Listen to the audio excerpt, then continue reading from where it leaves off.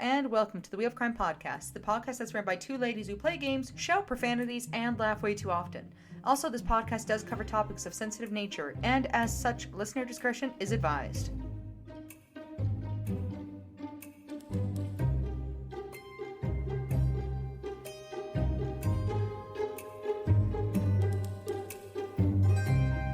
Hello, and welcome back to the Wheel of Crime podcast. My name is Jenn. Crime podcast, and my name is Emily. Yes, welcome back. We are here. It is Friday. It is beautiful today. What's new, Jenn? What is new in the world of Jenn? I know you've got a few things on the go. We talked already about how you've taken up boxing. So have you graduated to the level where you can just like knock people out at this point? Unfortunately, no. I'm kind of at the beginning because it's boxing. Okay. So basically, it's personal training with like a boxing focus. So we haven't even really gotten to a lot of the boxing stuff yet. We've gotten to some of it, obviously, because I like hitting things and throwing things. That really feeds my soul. But it's a lot of weight training at the moment and like stuff like that, and I'm like, my body hurts. And I did ask my husband. I was like, there's a man who's hurting me. Can you go beat him up? Yeah. And he's like, the gym bro who could snap my neck. And I was like, yeah. And you're like that. You're a man. Figure it out. I don't know. Literally, go to him, get trained, and then beat him up. I don't care what you have to do. Yeah, you go to the gym, you start working out, and then you beat him up is what you do. That's really funny. He's making my quads hurt. Doesn't that concern you? You're like, if you loved me, you would be very concerned about my quads right now. Exactly. I can't even go up the stairs anymore. This is a big problem. Just sitting down on the toilet, forget about it. Oh, I know. And it's funny, too, because people always joke about stairs. It's for me, and this is probably because of the type of workout. The type. But I always find the going upstairs not as hard as the coming back down. Coming down is so much harder. Okay, this is the hill I'm willing to die on. You're bracing onto the handrail, right? But you can't. But then you still have another arm. So then you're like holding onto the wall, like going all Michael Jackson lean, trying to make it down the stairs without bending any of your limbs. Okay, I need to paint you all a picture. The other day at work, okay? I'm just humiliating myself there at this point.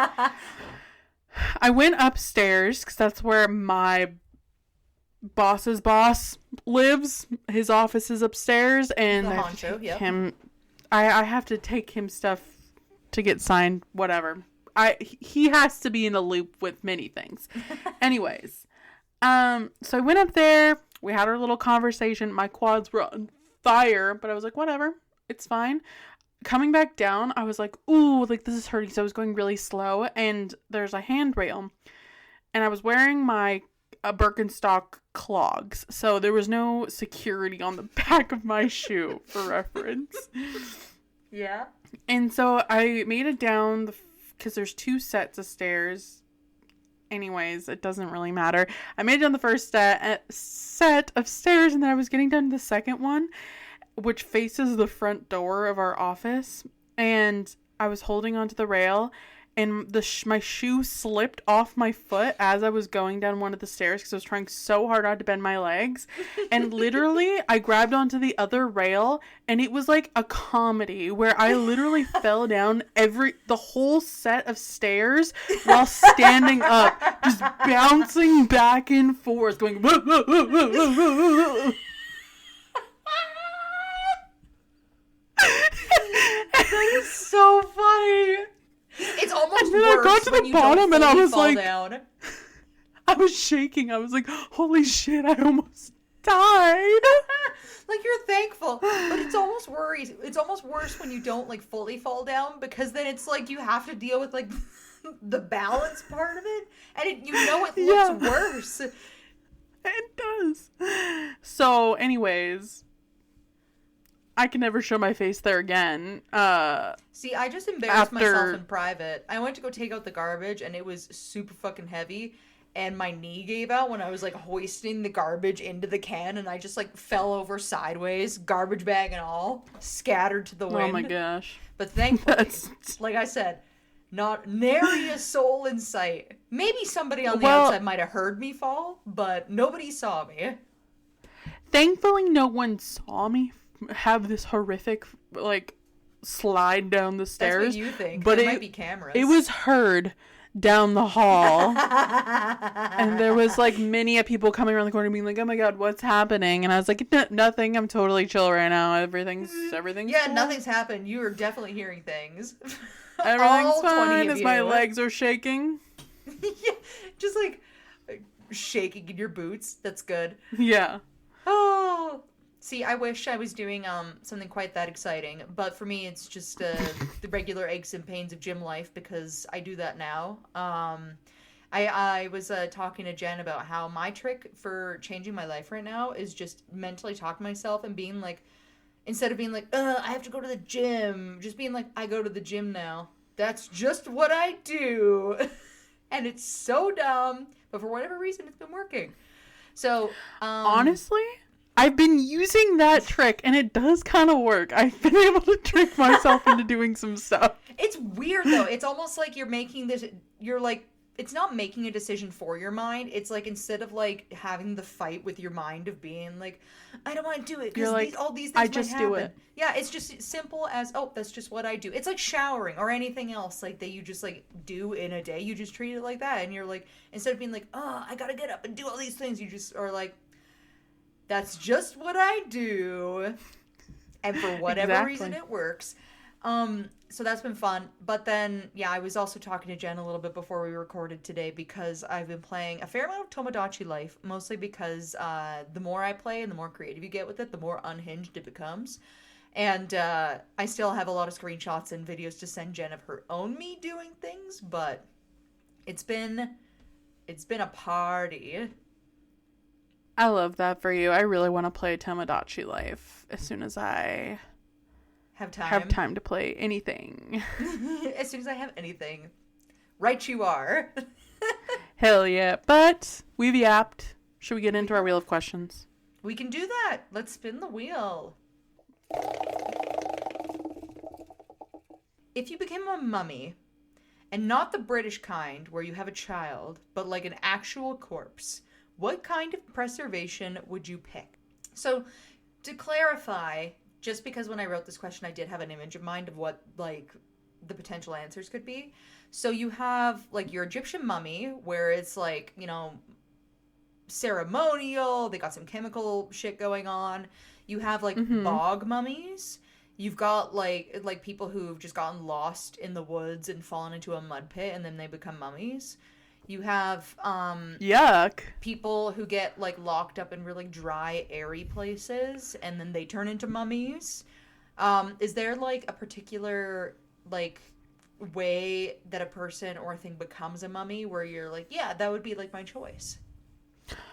If I had to choose, I'd probably choose to be mummified the Egyptian way, because it feels more intentional versus me just slowly dying. Fair. Also, now I'm curious. Nah, I'm not gonna look it up. I'm gonna go on vibes for this one. So that's just what comes to mind when I think of, like, mummy preservation methods. I imagine there's probably many ways that a person can become a mummy, but I also picked the Egyptian way, but mostly because I feel like the idea of, like, somebody, like, dressing up my body in a way where it's meant to be, like, well, I'm trying to think preserved. of, like, the right choice of words, but preserved in the way of respect. Does that make sense? Like, it's I feel like it's a very respectful thing. I love being worshipped. I get buried with the things that I loved most in life, and lots of gold. Gold looks great on me. Hell yeah. And I feel like I just really vibe with that idea. And then there can be cat pictures everywhere. Love cats. It does suit you. See, I think mine's a more practical, I just don't want to end up at the bottom of a bog somewhere, and yours is more, that suits your personality. Thank you, thank you. I do think though that like if we're talking like post-mortem bog time and not I am the living and then I become the bog, I don't mind the idea of like my corpse ending up loosely in a bog somewhere after I've already died somewhere else and then being preserved years later for people to think how cool I am when they find me in said bog. That also does kind of speak to Fair enough. I love that for you. not clarify, not living, get stuck in bog, become mummy, be already dead, get lost on the way to the graveyard, then become bog mummy is how that would happen. Noted. I will let your future kidnapper know. I have to murder you first. No, we don't manifest that. Too scary. Too scary for this show. All right, let's move for our next question. Yes. If you die, because we're going to live forever, what part of you do you think will outlast the rest of your body?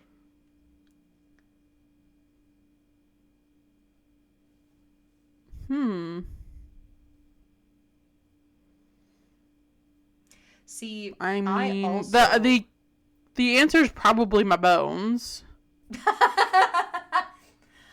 I mean, fair. I know. I was like, so I wrote this question, and I also had a moment to it, and then I was like, oh well. I mean, there's people out there who get like all different kinds of implants. There's all types of other things going on, like other weird things in the body. My nose ring. I don't have any implants or dust. Botox. The only thing left is your nose ring behind. Yeah. Honestly, I love that for you. What about you? I probably would also just be a pile of bones and body jewelry, which kind of sounds sick as fuck, actually. Yeah, that's pretty hard. Isn't it? So hardcore. Yeah, I don't know. I don't have any, like, implants or plates or, like, anything going on where I'm like, oh, like, maybe this random medical thing. Maybe the burrito from Taco Time that never quite digested. Yeah, the remnants of a hangover cheeseburger just sitting sitting in the pile of bones with all of the earrings. I've seen that old McDouble that still exists from like 100 years ago. So freaky. Actually, this is a slight tangent, just as a different thing, but I really do wonder about like the quality of certain meats because I'm not sure if you knew this, but McDonald's, while using beef patties, at one point was using pork patties. So as like a breakfast food thing, I decided to buy pork patties because I was like, oh, this could be like nostalgic. So went, cooked them, ate them, felt fine. Next day, garbage. Feeling like garbage. Smelling like garbage. And I was like, I feel like there's just certain things you're not supposed to eat. Probably. But the radioactive hot Cheetos that I love are probably not meant for human consumption. Yeah. What is it? I saw this on the news recently. It could be fake news, by the way, guys, for all I know. So don't quote me on this. But somebody was like, yeah, the nerds have arsenic in them. Like more than your regular yearly dose of arsenic, because that's apparently a thing. And I was like, well, there's apparently lead or something in period products. Oh, I did hear about that one. Yep. Which is awesome for something you're shoving inside your body. That's what's going to be left over is all the lead and arsenic. No, specifically tampons and nerd gummy ropes are going to be left over when I die. And then there was like some other weird microplastics. I'm just going to be a pile of like microplastics, I think. I'll be a pile of my nose ring, microplastics, and my IUD, and that'll be all that's left. And that's all she wrote, guys. That's it. All right, let's move for our next question. Yeah. If you became a mummy and somebody thought you were a mannequin and not a corpse, what do you think they would use your body for? styling really cool, fashionable clothes because I'm just that cool. Hell yeah. Oh, hell yeah. I know. See, that's the thing with mannequin. It's always like in the thought in mind is like store mannequin. So this has nothing to do with today's episode topic, by the way, but I will bring these up because I know that they're items at least that people would be familiar with if you've been on the internet. There was a mummified body found in a traveling circus at one point, and I believe I talked about this already on the show previously. They were like a clown prop, so they were just wearing like a little clown outfit and just went with the circus. And then one day somebody was like looking at it and they're like, that does not look like a clown prop. That looks like a human person. And then they tested it and guess what? Human person. Then they've also found That's my nightmare situation, by the way. My body being used in a traveling circus. Talk about the disrespect. And you're not even doing anything cool. It's not like they're blowing you out of a cannon or anything. They're just having you there. At least put me on the trapeze. Put me to work. And then there was another one where, and this one, I'm not sure if it's like a creepypasta or not, so don't quote me on that. But there is one where somebody was looking through a store window and they saw this really old mannequin wearing a wedding dress, and they were like, oh my gosh, like, that's the most realistic looking mannequin ever. And then it ended up being the mummified remains of the owner's daughter, but not the current owners. Like, it had since then been passed down to other people, but his daughter was still in the window modeling the same dress as like an antique. That sounds like a creepypasta. Doesn't it? I know. So that's why I'm like, it could be true, could be not true. But either way, I know those two come to mind. As far as me, if somebody thought I was a mannequin and not a corpse, what do I think they would use my body for? What do I think? I don't know. See, I just probably would be one of those, like, tourist shop mannequins. You know those ones that say, like, I'm with stupid or something with, like, the arrow on the front? That'd probably be It'd be me and you. Yeah! Except both for... with I'm with stupid pointing at each other. No, pointing the opposite directions. Because we're so stupid. That's what the haters tell us. Yeah, right? Oh my god. No, that's really funny. Yeah, I'm good to spin for our last question, though, if you are.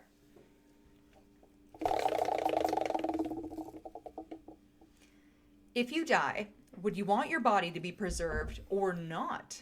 Why? And this is in a world where that is an option to go through, like, we'll say Egyptian mummy process. What do you think? No. See, my ideal burial postmortem thing, if I had my choice, would just be like throw me in a forest and plant a tree on me. I like it. I thought for a second you were going to go with throw me in a forest and let the bears eat me, and I'm like, it's not bad. No, they're like, apparently, like, I don't know, the nutrients from your body are really good for plant growth, a good fertilizer. So you can plant a tree on people and it'll, like, grow. I do like that. That is a good one. See, I like the tree idea, or just straight up nuking my corpse and spreading my ashes to the wind. I feel like that's a good one too. I'd be okay with that as well. That would be option number 2 for me. Yeah, I don't know. See, I've obviously been to funerals before and know folks who have been put into the ground. For me, it's always like, it's a little odd to me in the way that that's just where you live now. Because to me, I'm like, well, I feel like at least in ash form, you have the option of still being with the people you love, or at least like returning to nature, which are very good options, versus having me buried in a somewhat fabric, somewhat wood, sometimes plastic or metal container of liquid, which is what you become, and then just having me sit underground forever. I don't know. Doesn't really speak to me. I don't personally like the idea of, like, for me, having someone keep my ashes, that kind of always weirds me out because, and this is a weird thought, I'm sure, but I'm always like, what happens so if I die and you get my ashes, yes, and then several years later you die, like, what happens to my ashes? Do they just go with the garbage? Like, well, what obviously, happens? in my will, I would say we are getting spread to the wind together so we can be free. But, like, you know what I mean? No, I thought you what were happens? gonna come up with I thought you were gonna say, like, My Strange Addictions, like what happens if you become ashes and then go to a relative and they just start eating you for some reason. Yeah. No, that's sick. Yuck.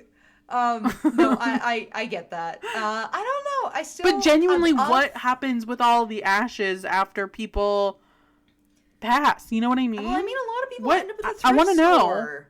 But a lot of people end up at the thrift store, which is where you and I spend our living life. So is that not like the circle of life? You know, you shop at the thrift store, you die, you become ashes, and then you return to the thrift store. I do not want to be sold at a Value Village in my afterlife. How much do you think your ashes would sell at a Value Village? I do not want to know. I truthfully at that point think they're just selling your urn. I would hope not. Like, do they just dump out the ashes and throw them in the garbage? Like, what happens? Like, sweep you out the door at the back of the Value Village. Jesus. I don't know. So It unsettles me a little bit. No one's keeping my ashes. They're going away immediately. How about this? I don't even want to give the option for them to go to Value Village. How about this? We turn you or me into ashes, and then Viking funeral style, where like the ashes go into like a little wooden box on like a raft, and then you set the raft on fire and just push it out to sea. That's what my husband wants. So yeah, but I think no, he wants his full body. I talked to him about this, and I was like, that's a little too hardcore, I think. The fact that you've had a conversation with him about it, it's kind of funny. We have so many things to talk about when we're visiting. All right. I think we're done. We're done with the questions. The questions are over now. I'm declaring that so. Yeah, you're like your little gavel. You're like, all right, cool. We're finishing that off right now. Done. I think your story is about a mummy. It is kind of.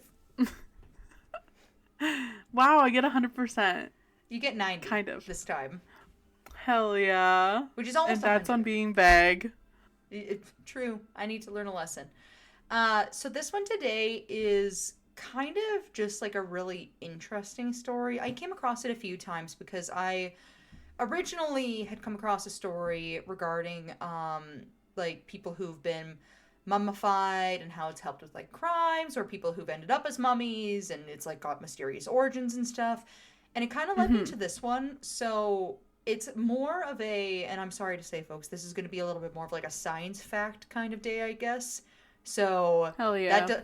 Which happens sometimes. I feel like I've done a couple episodes where sometimes I just cover things that are like really interesting or unusually interesting. So this is going to be one of those ones. Nice. I'm looking forward to it.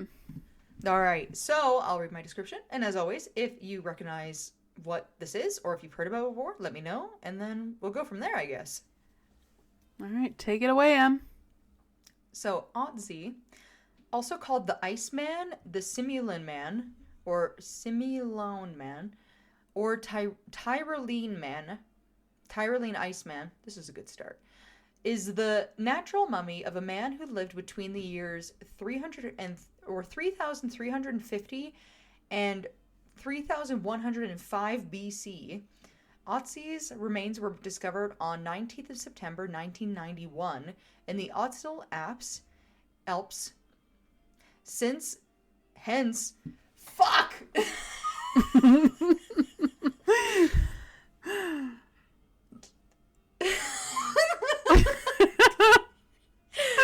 I can't give her a minute to recover, everyone.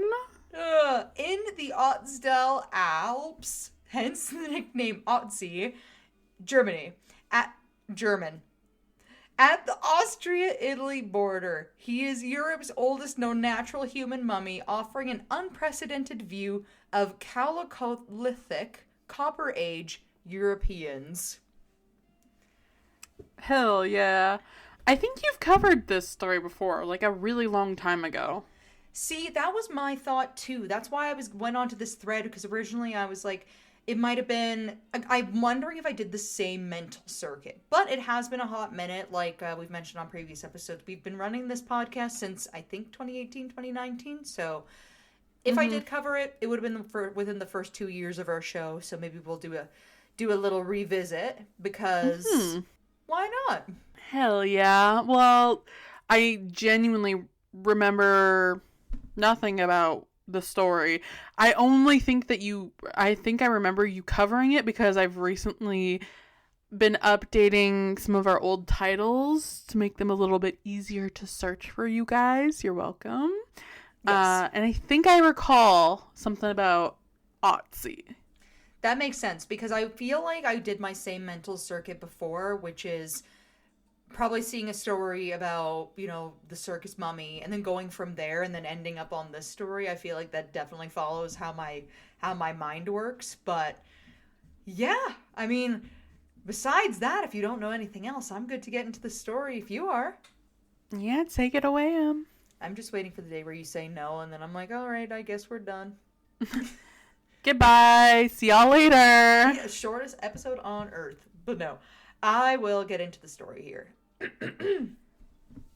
Ötzi the Iceman was discovered on September 19th, 1991 by two German tourists, Helmut and Erika Simon, high in the Ötzi Alps at the elevation of 3,210 meters near the Austrian-Italian border. At first, they thought they had found the body of a recently deceased mountaineer, and then recovery efforts began the next day. But the body was frozen deep into the ice, and early attempts to remove it with drills and ice axes caused significant damage. His hip was damaged, his longbow was broken, parts of his clothing were destroyed, and his left arm was broken, all during transport. Fungus even began growing on the body before proper preservation efforts were put into place. Once archaeologists examined the remains, it became clear that this was no modern death. Ötzi was quickly identified as an ancient mummy, and later testing confirmed that he had lived between 3,359 and 3,105 BC, making him around 5,000 years old. That's crazy. The average age of any fey man in any romantasy book you read these days. Rhysand, is that you? Rhysand? Oh no, Xaden, I Tamlin? guess isn't an ancient fae. Yeah, Tamlin? One of these other motherfuckers. But yeah, that's pretty fucking old though. 5,000 years and his body's still around? I'm only a couple of years away from that, but it's pretty old still.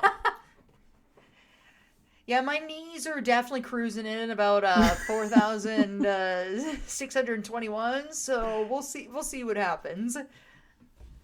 They're getting up there. My quads don't feel like they used to. My hips, they do lie sometimes. They're white lies, but they lie. Occasionally.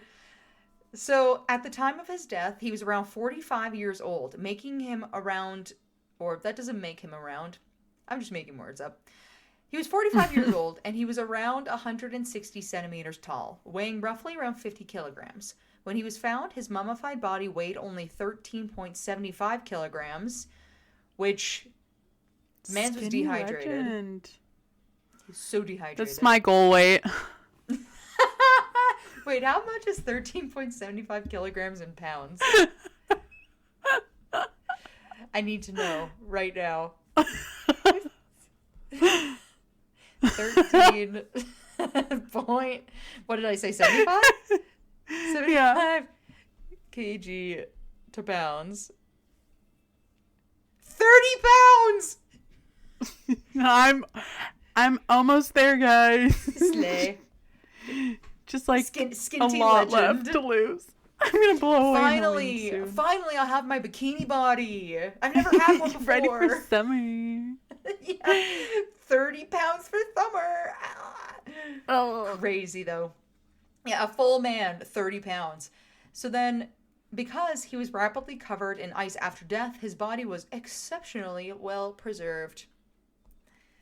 There was also early confusion over which country he had been found in. Although the area drains towards Austria, later land surveys showed that Ötzi had actually been found 92.56 meters inside the Italian territory. South Tyrol claimed ownership, and after scientific examination was completed, Ötzi was placed on display at the South Tyrol Museum of Archaeology in Bolzano, where he has remained ever since 1998. Wow. We could go visit Ötzi. Oh my gosh, have an Aperol Spritz. Go see my man Ötzi. Oh, hell yeah. Our skinny legend. We'll be 30 pounds, so we're going to look so good when we're in Standing Italy. next to him. They won't even know the difference. They'll be like, "Oh my god, like is that you, Ötzi, or is that you, Em and Jenn?" I don't see a difference. Right? Couldn't be me. So then scientists they did. Examined. they examined. They did. Yep. They stud. They stud and they examined. Yep, they stud and exam. They did do that. And they test. They test so good. All they do is test. Test great. Nearly every part of Ötzi's body and belongings. Analysis of his teeth and isotopes showed that he had spent his childhood near what is now the Feldtherns. Yes, Feldtherns. In South Tyrol, and later lived farther north in nearby valleys. By the later estimates, he was physically active and likely used to long walks across steep, hilly terrain, which has led some researchers to believe he may have been a high-altitude shepherd. His final meals have been reconstructed in remarkable detail. His stomach contents show that less than 2 hours before his death, he had eaten ibex meat and einkorn wheat. Another meal, consumed about 8 hours earlier, included red deer, herb bread, roots, and fruits. I've heard red deer is popular in certain areas. It can be. It can be. I've heard that. I think I have too. Also, I just want you to know that if I ever start a folk band, obviously not in this lifetime because I am who I am, but in like a different lifetime where I somehow am reincarnated into the body of a man who's making music. In the astral plane? In the astral plane, when I'm a man in 2013 and I'm making a folk band, I'm going to call it Roots and Fruits. I love that. You would have been so popular. Dude, you have no idea.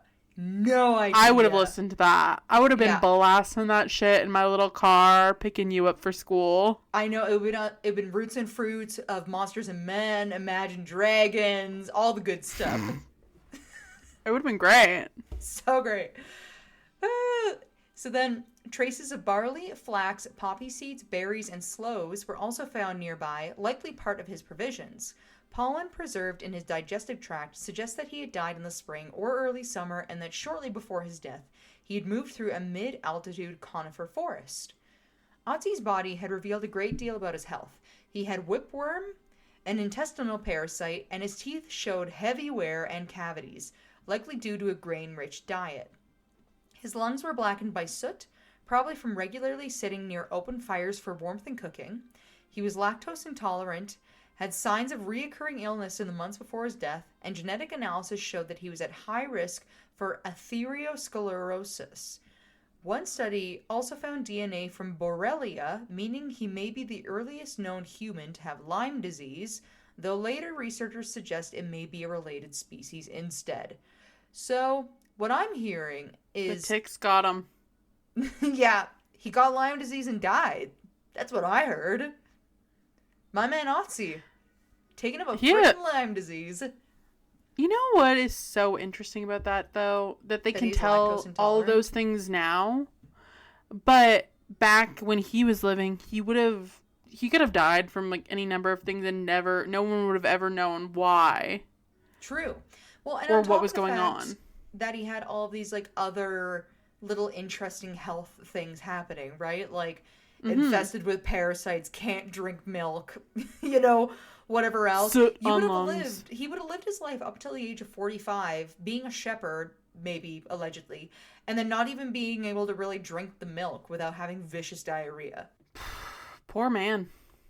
Right? And I don't say that often. I know, just this one, but he's our guy, so Yeah.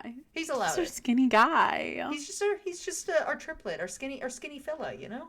Exactly. He's one So of the then- gals, really. He's just one of the girls. You can't be mad at him. He's just one of the girls. He's even got his tummy parasite and everything. He's just one of the girls. I need to get one of those. How do you think he did a 30 pounds? So I was joking earlier to someone that I need one of those like tummy parasites, but in my head to just like clear everything out so I can start over. Oh, actually, right? Like reset it so I can re-experience the things that I love and care about. Exactly. Clear out all the shit. It'd be great. Right? Like sweep out the dust and the cobwebs. Like I don't need to be remembering these random things. Get out of here. 100%. I need to clear up some memory, some disk space. That's what I always tell clearing cache. I'm like, oh, sorry, I got my brain fog. You know, there's just so much backed up in there. Truly, though. You can tell we're desk workers. So one of the most famous details about Ötzi is his tattoos. He had 61 tattoos arranged into 19 groups, mostly made up of lines and small cross-shaped marks. They were created by rubbing soot or fireplace ash into small cuts in the skin. Most of the tattoos are located around his lower spine, knees, ankles, and legs, areas that also show signs of wear, degeneration, or pain.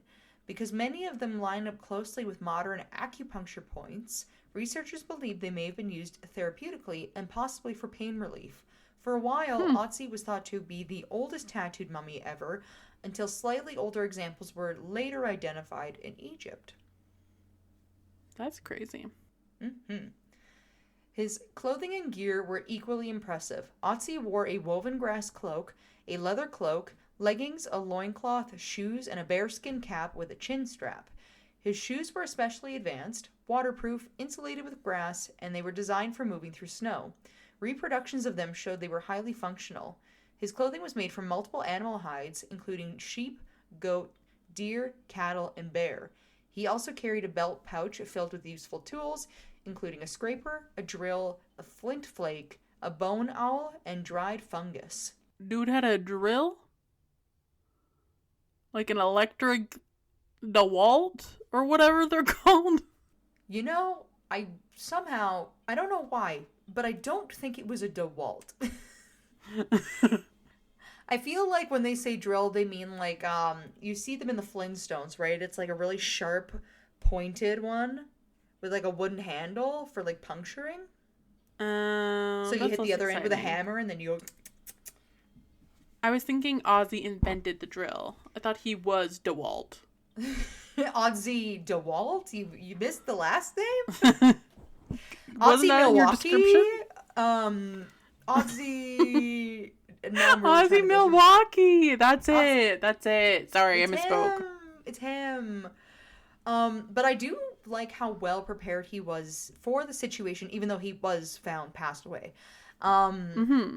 So it's very telling. You can definitely tell. He reminds me of you. He reminds me of you. Well prepared, well insulated shoes, ready for anything. I feel like heavily tatted. Yeah, 61 or 19 groups of 61 tattoos. You know, I see the vision. Except for somehow I wouldn't have a cloak. I would have all of these things and an actual DeWalt drill and then not a cloak.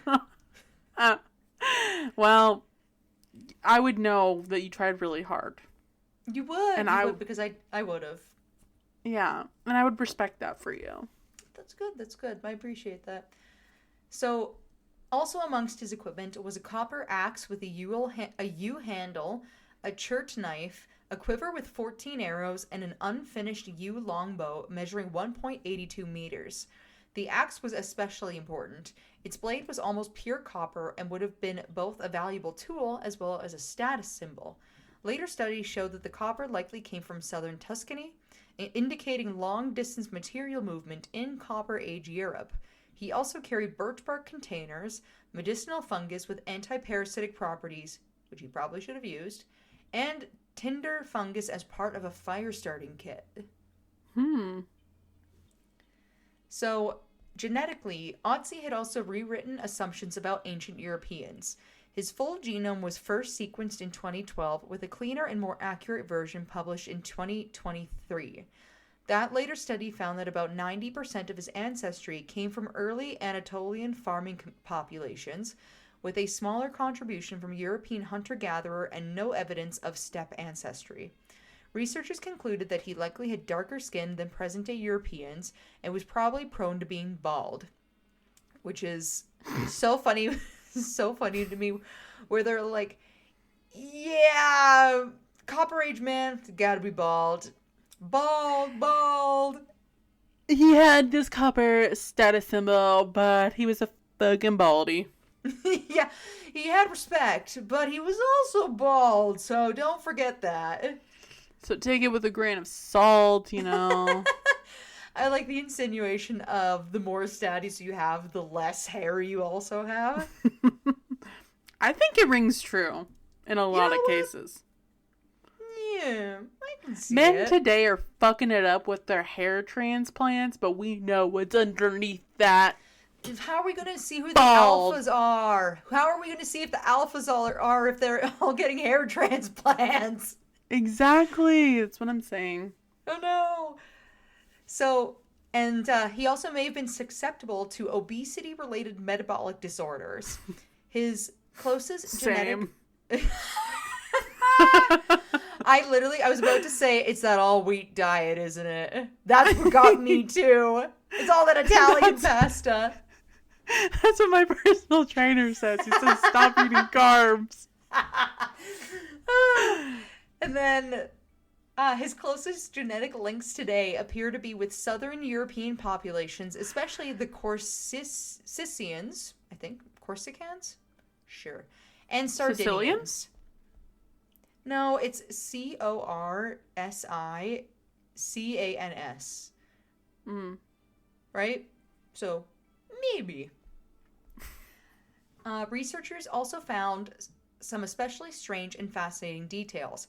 Ötzi still had intact blood cells, the oldest complete human blood cells ever identified. His stomach had shifted upwards into his body after death, and his tissues had partially transformed into adipocere, I think that's how you say that, a waxy substance formed from body fat during exposure to moisture before final desiccation. His gut was also containing a strain of Helicobacter pylori, now most closely associated with South and Central Asia rather than modern Europe. So, for years, the cause of death was debated. Of death? The cause of the death? What debated? Was debated. His, not his early theories. He's dead. He has no theories. But early theories. But we do. And they suggest that he died from exposure or even ritual, a sacrifice. But this changed in 2001 when X-rays and CT scans revealed an arrowhead lodged into his left shoulder. The wound would have caused catastrophic bleeding, and researchers now believe he bled to death after the arrow had shattered a part of his scapula and damaged major blood vessels. Damn. He got nerfed. He did. Poor guy. He also didn't stand a chance. Not a chance. He also had a fresh cut on his hand, bruises and cuts on his wrist and chest, and head trauma, all suggesting that he had been involved in a violent struggle shortly before his death. Further DNA testing found blood from at least 4 other people on his gear.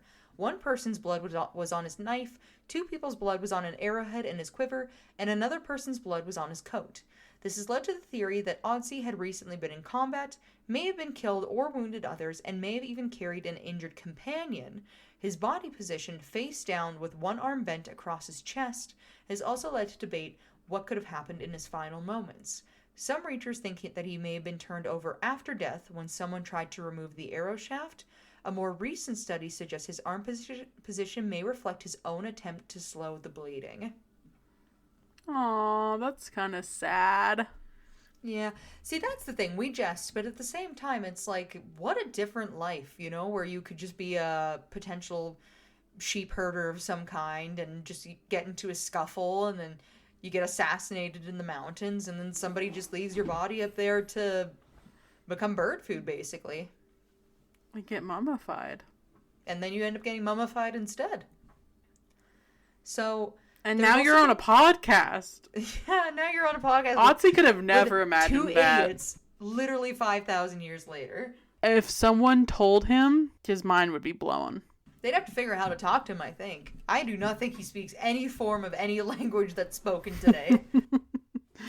You never know. Could you imagine trying to explain to somebody, an Iceman from 5,000 years ago who herds sheep, what a podcast is? It reminds me... Into the microphone. It reminds me of like those memes where it's like, what do you think would kill a Victorian child today? And people are like, easy, McDonald's Sprite. It's true. Diet Coke. Right? Definitely. So there has also been debate about whether he died exactly where he was found or not. Most researchers think that he did. However, one theory proposed that he died at a lower altitude and was later moved uphill for burial, with thawing and refreezing shipping. No, it did not. Shifting. He did not get shipped. He did not get shipped. Shifting the body over time. Other experts disagreed, noting that his bones did not show the kind of damage expected from a major downhill slide, and that his preserved blood clots suggested the body did not undergo rough post-mortem movement. It's creepy that they can tell that so many years later. Right? I know. It's just so interesting to me. I love this kind of stuff. This is also why we're talking about it on the podcast. Because you start reading into it and you're like, this is just insane. For a body pulled out in what year? I think I said 1991. Just going to check since we're bringing it up. Yeah, 1991. So a corpse found in 1991, and they find all of this information on him, and it tells you so much about, like, the kind of life people were living 5,000 years ago. Like, for sure, like, a confirmation. It's so crazy to me. That's nuts. And to find so many tools and things from everyday life on him, also so well preserved, is really crazy. So then, even after his discovery, Ötzi remained at the center of controversy. Controversy. I don't know why I said it like that. It's fine. Because Italian law entitled the finders to a reward, Helma and Erika Simon spent years fighting for proper recognition and compensation. Other people later tried to claim that they had found the body first, but the courts ultimately ruled in favor of the Simons. After Helmut Simon's death in 2004, Erika Simon continued the case, and in 2008, a settlement awarded to her of 150,000 euros in recognition of the discovery and the tourism revenue it generated. Today, Ötzi remains one of the most important archaeological discoveries ever made. He's not just a preserved body from the Copper Age, but a rare snapshot of a real person's life. What he ate, what he wore, how he worked, what illnesses he had, where he came from, and how he died. More than 5,000 years later, he's still giving us new information. One frozen grudge at a time. Hell yeah. But, what do you think of that story? Did it kind of ring a bell for you on if we've covered it before or not? I think we have, but it must have been a really long time ago because I didn't remember any of the details. I don't know. I think it's really cool, though. I love shit like this, too, where, I don't know, I just love learning about what human life was like back in different periods of time and how differently people lived their lives and the things that they carried, and it's really interesting. For me, it's always interesting how different it is, but also how similar it is, if that makes sense. Yeah. Like, people today still wear furs, use tools. Have insulated shoes. Yeah, have insulated waterproof shoes, use bow and arrows, have tattoos, like, all of these different things. So it's just, it is really interesting. Or even the diet, like what he is... have unknown health problems. Yeah, and people today are also lactose intolerant, so... We're all Aussie, if you ask me. Right? Like, his last meal was meat and wheat. You know how often people eat meat and wheat in the same meal today? That's what I had for lunch. I was going to say, that's like every day. Like, it's just so weird for me. And also, too, just like the circumstances that even lead to being able to see somebody like this. Like, I don't know. It's as you said, it's fascinating. It's interesting. It's one of those things that makes you think. And then... yeah, also just so similar, but so different. But if you are wanting to see more pictures of Ötzi, he's all over the internet. You search up his name and just, stuff pops up and you can kind of have a look-see. But then I will also be sharing, I believe, a photo of Ötzi when we post this episode and I make the social media stuff. So if you want to see Ötzi on our social media, you absolutely can too. He's got some... interesting little tattoo formations, mostly just crosses and things, but it's still neat to see. And yeah, I was trying to think, there was something else specifically about him where I was like, this is so cool, but I don't know, the whole process of like accidental mummification will never not be a super fascinating topic for me.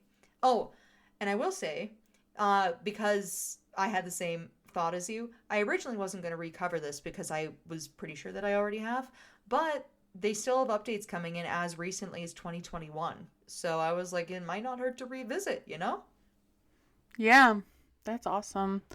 I don't know. It is fascinating, and I love hearing about when they find really old bodies and stuff like that. It is also terrifying because I'm like, I don't want them to find me like 5,000 years from now. Let me go. Here, I'm allowed to become a mummy if I get super fucking hot and then die. Like, my nails did, hair did. Skinny. I'm 30 pounds. I got my bikini bod on. Then I can die and become a mummy. That is totally fine. Fair enough. There's terms and conditions on this one, guys. There is.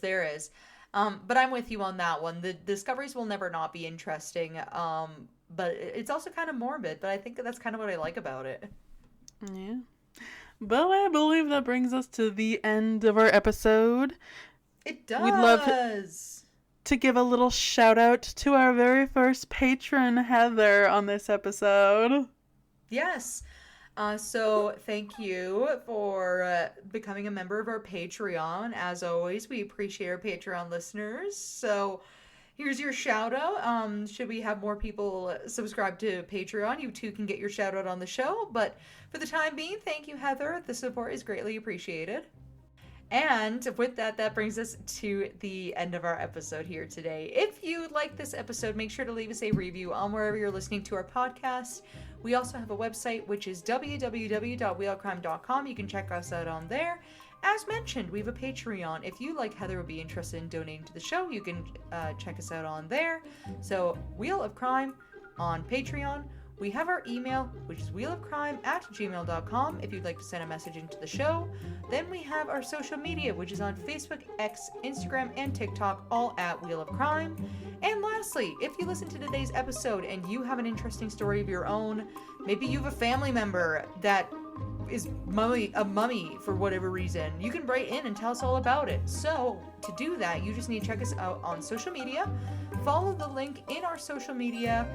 We have a Google form up on all of our pages, so you click on that link and it'll lead you to an area where you can submit your own story and potentially get a feature on the show. We do not have one currently scheduled. However, we do feature listener stories multiple times throughout the year. Once we have a date, we will announce it, and you can potentially look forward to having your story featured on the show. Yes, and that's it. That's all. We'll see you next week for another new episode. Okay, bye! Bye!